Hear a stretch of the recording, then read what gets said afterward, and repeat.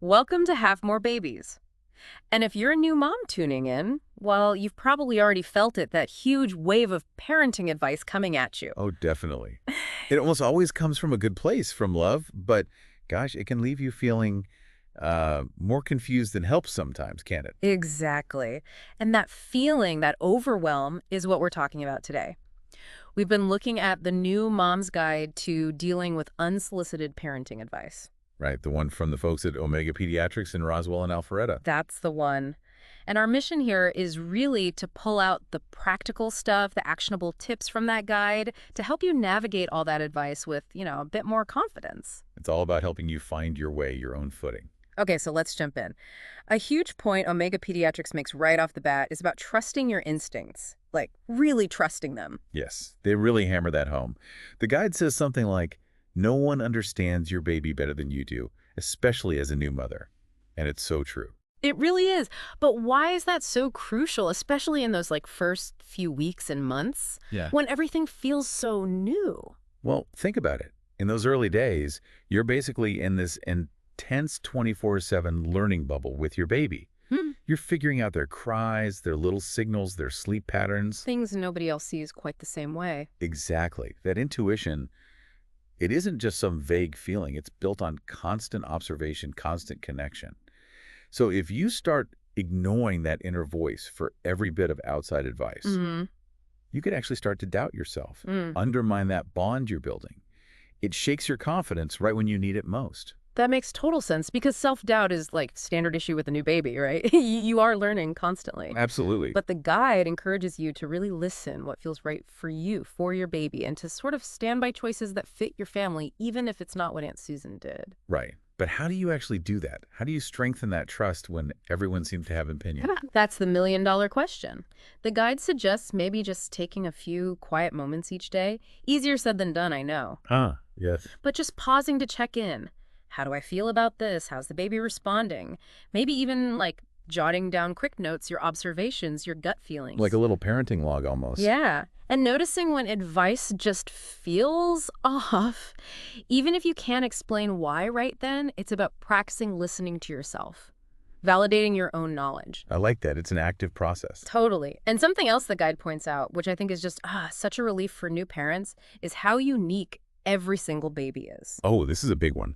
They really stress that, what worked wonders for your friend's baby might do absolutely nothing, or even the opposite for yours. Yes, and please avoid the comparison trap. Mm-hmm. Comparing your baby's sleep or feeding or milestones. Yeah. It's just a recipe for anxiety. Why is that comparison so, toxic? Because every baby develops differently. Different timelines, different personalities, different needs. If your baby isn't sleeping through the night when your neighbor's baby supposedly was... It doesn't mean you're doing anything wrong. Exactly. It just means your baby is your baby, focusing on their cues, their needs, instead of some external, often irrelevant benchmark that's the goal. It protects your sanity. Which leads right into their next point. Yeah. Protecting your confidence.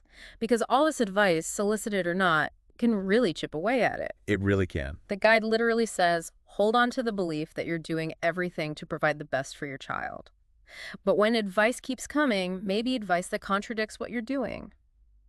How does that impact a new mom psychologically? Ooh, it can be rough. It can spark anxiety, self-doubt, maybe even guilt. You start questioning every little decision Yeah. at a time when you really need to feel capable and secure. It can honestly steal some of the joy from those early days, made you feel judged or isolated. It feels so personal sometimes, doesn't it? Even if the person means well. Absolutely. Which is why the guide advises filtering. Does this advice align with your values, your approach? If not, it's okay to just let it go. Let it float on by. I love that. And they also make this brilliant point. Parenting is a continuous learning journey, and errors are bound to occur.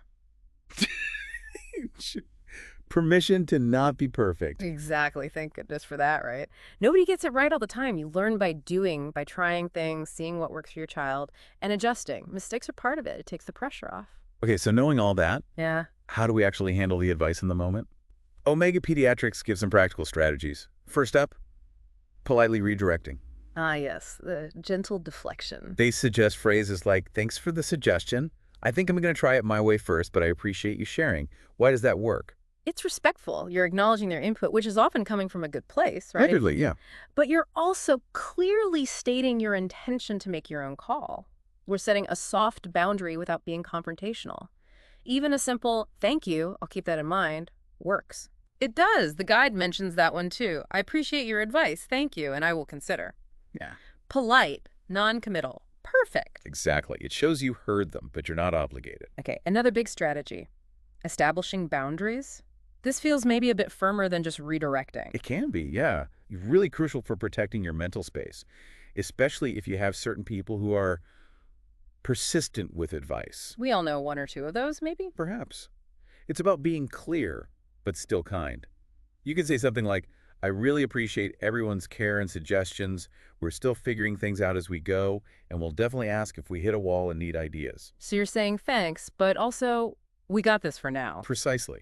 You're conveying gratitude but asserting your competence. You don't owe detailed justifications for your parenting choices. Good reminder. Okay, what about social media?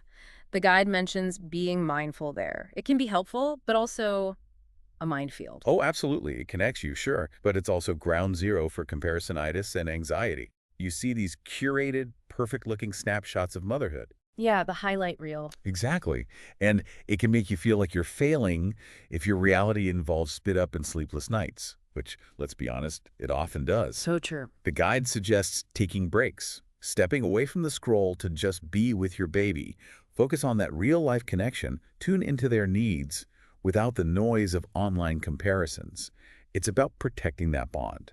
That makes sense. Protect the bubble a bit. Hmm. And related to that, Omega Pediatrics talks about choosing your confidants wisely.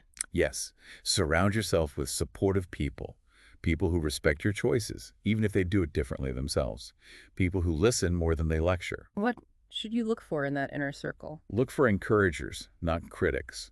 People who offer a listening ear, maybe practical help, but not judgment. And the guide specifically mentions connecting with other new moms, maybe a local group or class. Ah, finding your tribe. Yes, because those spaces can be wonderfully judgment-free. You can share the real stuff, get validation, realize you're not alone in the challenges. It's incredibly helpful. That shared experience is powerful. Okay, let's shift gears slightly. What about getting advice from actual professionals?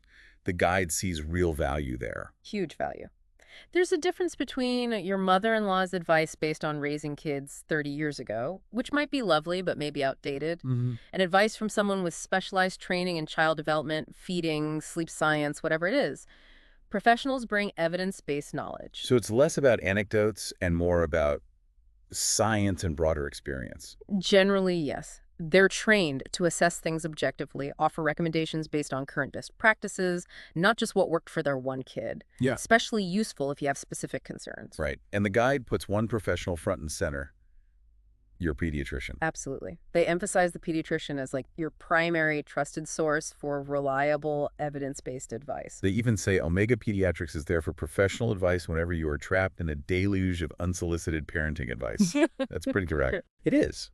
Because your pediatrician knows your child's health history, they understand typical development, they stay updated on medical recommendations, they are perfectly positioned to help you sort through confusing or conflicting advice. Having that go-to person must be such a relief. It really is. They can provide guidance tailored specifically to your baby. Okay, so we know unsolicited advice can be annoying, but the guide also mentions it can be genuinely harmful. How so? Well, partly the overwhelm we talked about. It adds stress when you're already stressed and sleep deprived. Right. But also, constantly feeling judged or criticized can seriously erode your confidence, making you doubt your own abilities. And when advice conflicts, one person says sleep train, another says never let them cry.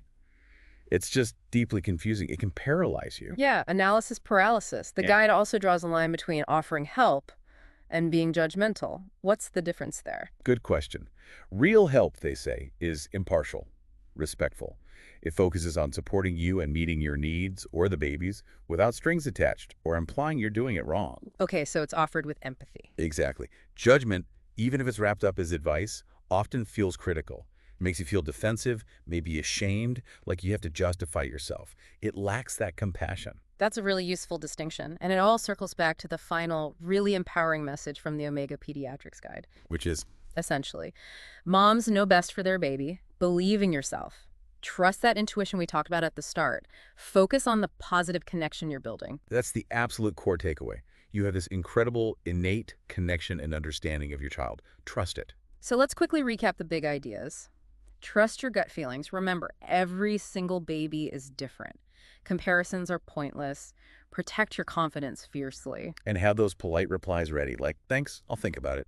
Set boundaries when you need to. Be mindful of social media traps. Choose your support circle carefully. And please, lean on your pediatrician. They are such a key resource. Absolutely. And for anyone wanting to dive deeper into this or find resources on newborn care, feeding, sleep, anything really, please visit omegapediatrics.com. Yes, definitely check out omegapediatrics.com. They have the full guide we discussed and just a ton of valuable information for parents. It's a great starting point or place you a clarification. It really is. And hey, if this chat was helpful for you, we'd love it if you'd give this video a like. And subscribe to the channel. That way you won't miss out on future conversations. And please share this with any other new moms you know. They might be going through the exact same thing right now. Definitely. And maybe something to think about after listening. Reflect on the advice you've gotten so far. What actually felt helpful and why. Ooh, good one. And what maybe didn't land so well. Thinking about that why can be really insightful for navigating future advice. Exactly. Food for thought. Wonderful. Thank you so much for breaking all this down with me today. It was my pleasure. Always good to talk about this. And thank you for joining us on Have More Babies. We'll catch you on the next one. Bye now. Goodbye, everyone.